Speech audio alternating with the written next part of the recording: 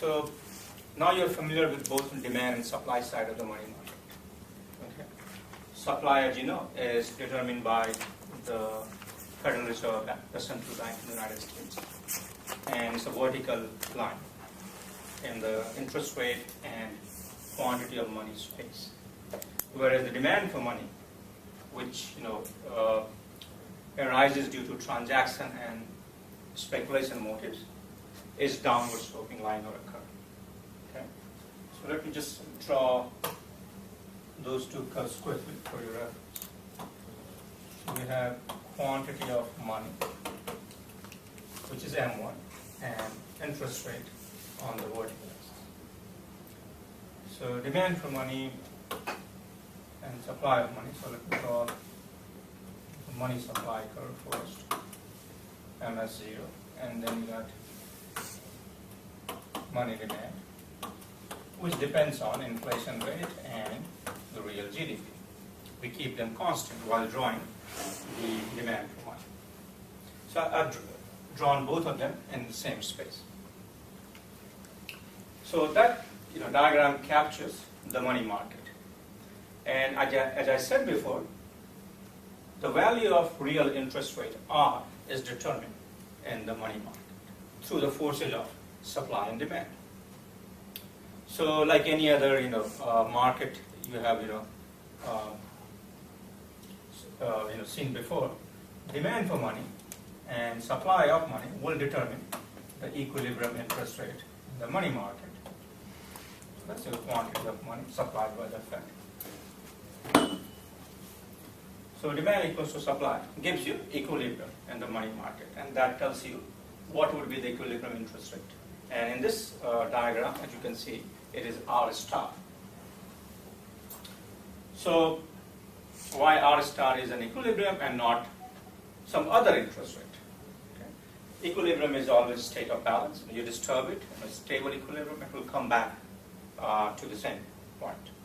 So let me disturb it and choose another interest rate, let's say R1, higher than R star, and see what will happen there.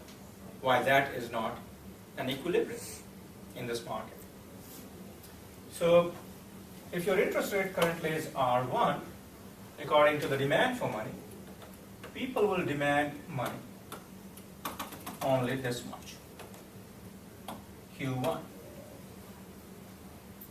Okay? Demand for money, as you know, comes from households and firms for transaction and speculation motives, right? So when interest rate is R1, it's a high interest rate. As you can see, firms and households would prefer to hold what? Bonds at this interest rate and choose to keep less in the form of cash, which doesn't pay any interest. Right? But the supply... How can you see that, on the graph? How do you see that in the graph? Yeah.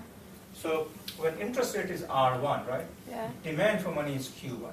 When interest rate is R star, demand for money is Q star. So at lower interest rate, demand for money is more, as you can see in this diagram. Okay. Right? Higher interest rate, demand for money is low. Okay. The reason we discussed in the last class, is because opportunity cost of holding money is higher, which is interest rate foregone, right? You could have earned this interest rate by buying a bond. So, firms and households at this higher interest rate R1 would choose to hold bonds and less cash, right? Now, the supply of money is independent of interest rate. It's determined by the Federal Reserve Bank, so it remains at the same level, Q star, right? That hasn't changed. So at R1, what is this gap called? The divergence between demand for money and supply of money. What would you call it?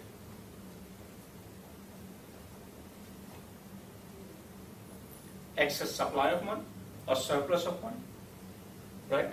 Supply is more than demand. So you have excess supply here.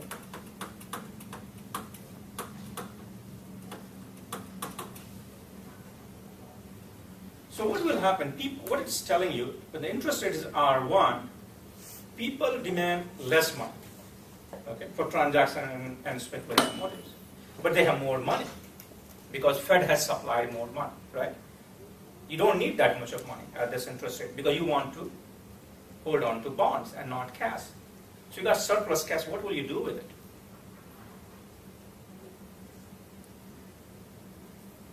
This interest rate is too high, right? So most likely it will fall.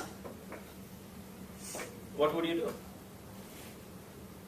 Buy bonds, hold on to cash. Hold on to cash. If you hold on to cash and so you're foregoing the interest rate, R1. Well, if the interest rate lowers, If interest rate lowers and you bought a bond today, value of your bond will go up. You can profit from it. So would you hold on to cash or buy bonds?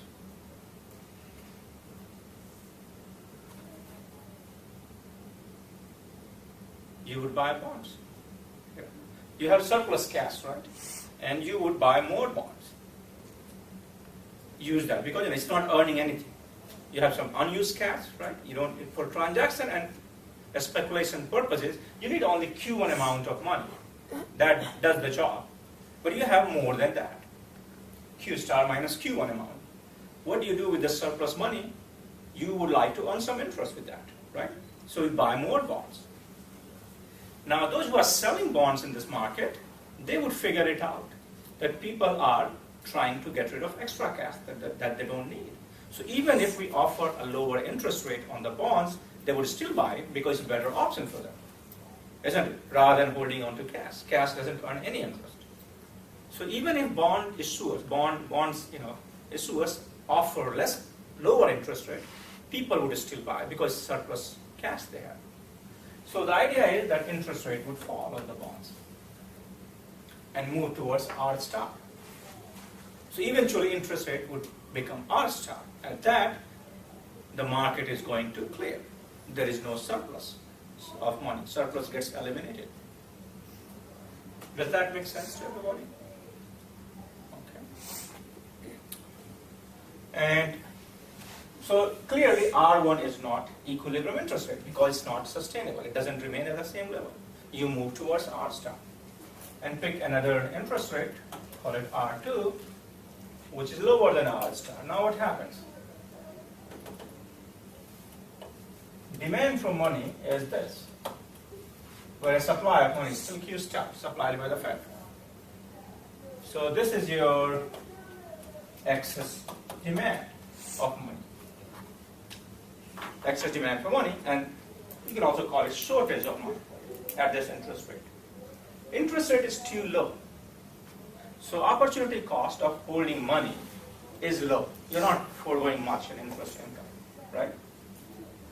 So people do not want to buy bonds at this. They think interest rate will only rise in the future probably, and that will decrease the value of bonds in the future. So they would like to hold on to cash at this, right? So no, they won't buy bonds. So demand for money is high, Q2, supply of money is Q star. So now you have a shortage of money.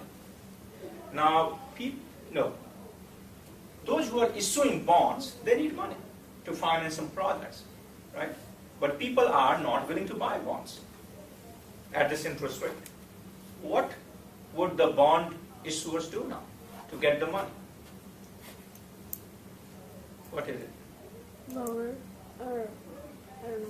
So you are selling bond. Yeah. Your objective is to, Yeah, get they will go people's money, right? People are holding on to cash. They are not buying bonds. How do you persuade them to buy your bond? By Lower. offering Lower. lower or higher interest rate. Lower. If you lower, they won't buy it. Because if I have to buy a bond, you are paying me 2% interest. I don't care. I don't want to buy. I want to earn higher income, right? 2% is not worth foregoing my convenience of holding cash. So you have to raise interest rate if you are issuing bonds, right? And there's a shortage of funds, so those who want to raise funds by issuing bonds will have to raise interest rate. So interest rate will go up from R2 towards R star. Eventually, interest rate would have risen all the way to R star, and at that you can see the shortage is eliminated. Demand for money is exactly equal to supply of money. So when you are at R2, you move towards R star. So clearly, R star is your equilibrium interest rate. You gravitate towards it. It doesn't matter where you start from. Okay? Is that fine with everybody, the explanation?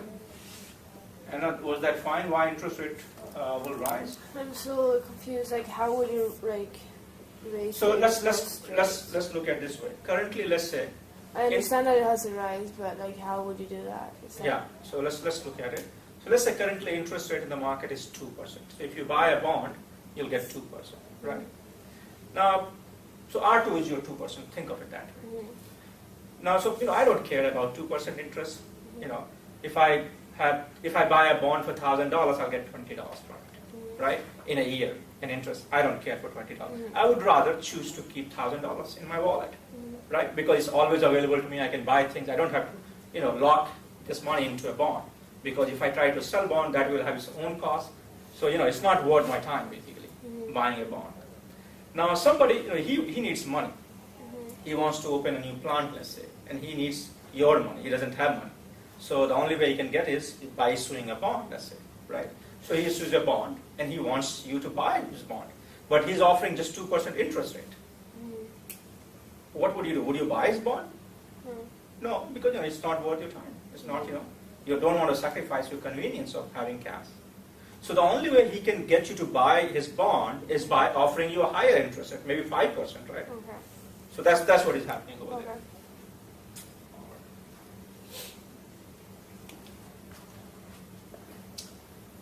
All right, so that's your money market and how interest rate is determined in the money market.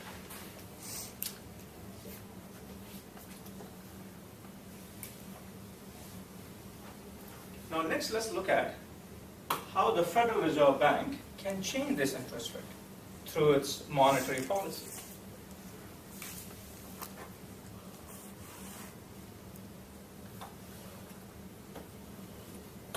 So you have quantity of money, M1, and interest rate, the money demand.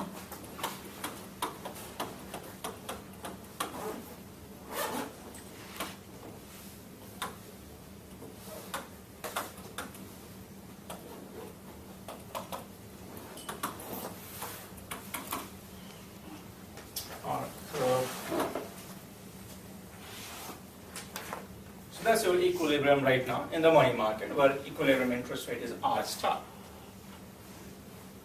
What we discussed in the last slide.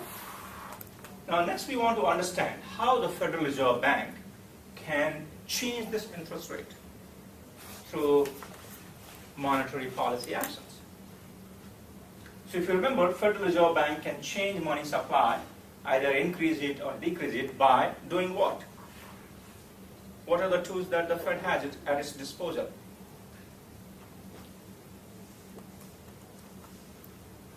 You should remember it. Brandon, what is it? Open market operation. Open market operations, which refers to buying and selling of government securities, right? What else? Changing the required reserve ratio. Change in required reserve ratio and Changing the discount rate. change in the discount rate. So any of those policies Fed can use to change money supply. But primarily, as I said, they rely on the open market operations. So let's suppose, Federal Reserve Bank wants to increase money supply. The end objective is to change interest rate. So let's say Fed increases money supply by another, some amount, $100 billion or something like that. So to increase money supply by using open market operations, the Fed is going to buy bonds from public, right? So Fed will use $100 billion to buy bonds from public. By public, I mean financial institutions primarily, right? They get the money, $100 billion, and through money multiplier, more money would be created eventually, right? So Fed is able to increase money supply through open market operations. So what will happen is, in this diagram, money supply will slip to the right in this direction by the intended amount. $100 billion, Fed, let's say Fed pumps in $100 billion to open market operations, and then through money multiplier, more money would be created. So this, Q1 is the new quantity of money available in the economy. Okay? So money supply has shifted to the right. Clearly, equilibrium has changed now. demand for money and supply of money, new supply of money, intersect at a lower interest rate.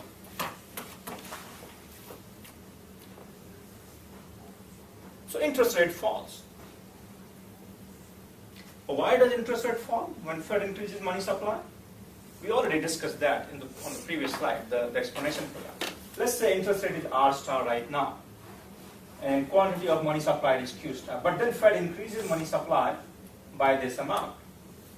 So what is happening at this point, at R star? What's that gap? Surplus of money. People have more money than they need for transaction and speculation purposes, right? At R star. So we already know when there is a surplus of money, people would like to buy bonds with that money, right? Because it earns interest. If you just hold on to cash, you're not earning any interest.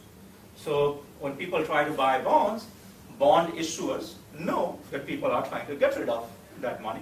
They would lower the interest rate and people will still buy it. So eventually interest rate would fall all the way to R1, where the surplus gets eliminated. And the equilibrium in the market is restored, but at a lower interest rate.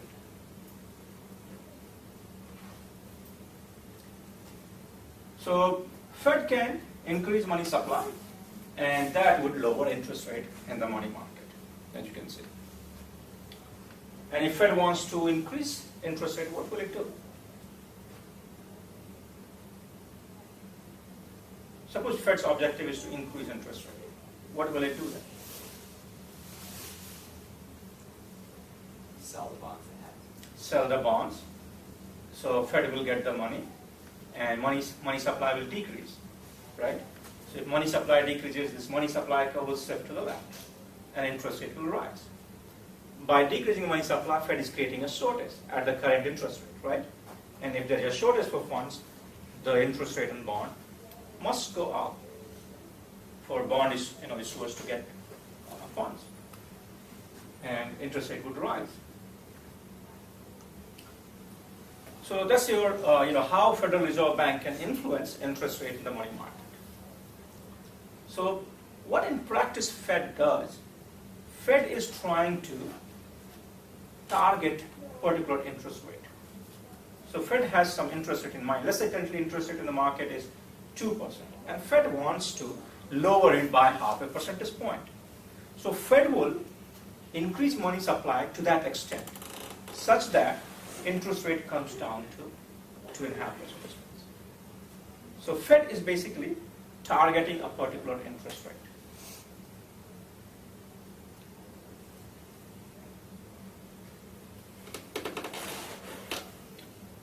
All right, so that's the adjustment mechanism. Now, can you answer a few more questions based on this diagram? What will happen to the interest rate if inflation takes place?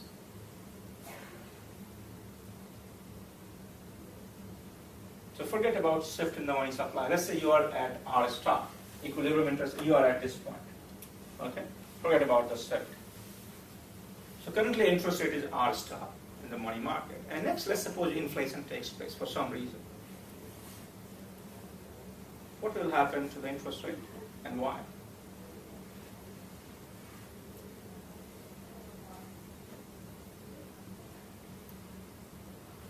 Which curve will be affected when inflation takes place? The demand for money or supply of money? Demand for money. Because as you can see, P0, which captures inflation, right, is an argument in the demand for money curve. So what happens to the demand for money when inflation takes place? We discussed that last time. What happens to it?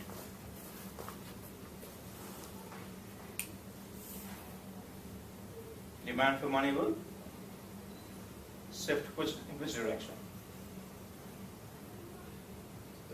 To the right. Everything costs more because of inflation. People need more money for transaction purposes at the same interest rate. So the demand for money will shift to the right. So this curve will shift to the right, like this. And if it shifts to the right, and nothing has happened to supply, interest rate is going to rise. Right? Again, same, you have an excess demand for money, shortage of money, that will drive the interest rate up. Okay?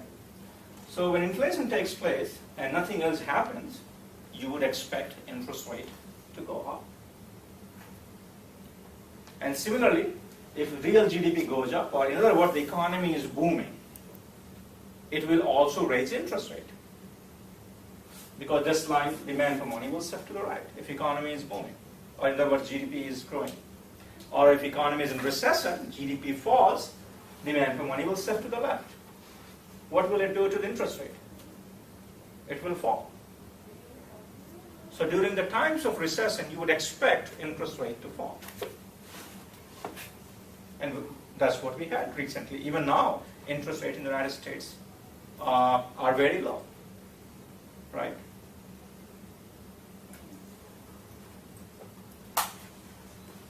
But there are several reasons why it's low. Recession is just one part of the picture. Fed also contributed to it. Fed targeted a lower interest rate. So it's monetary policy. Okay?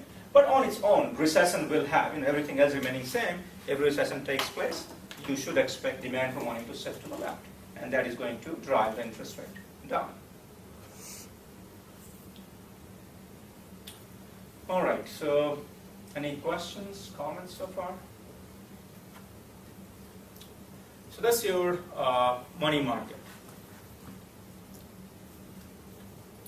So in that case, let's work on some problems. Okay.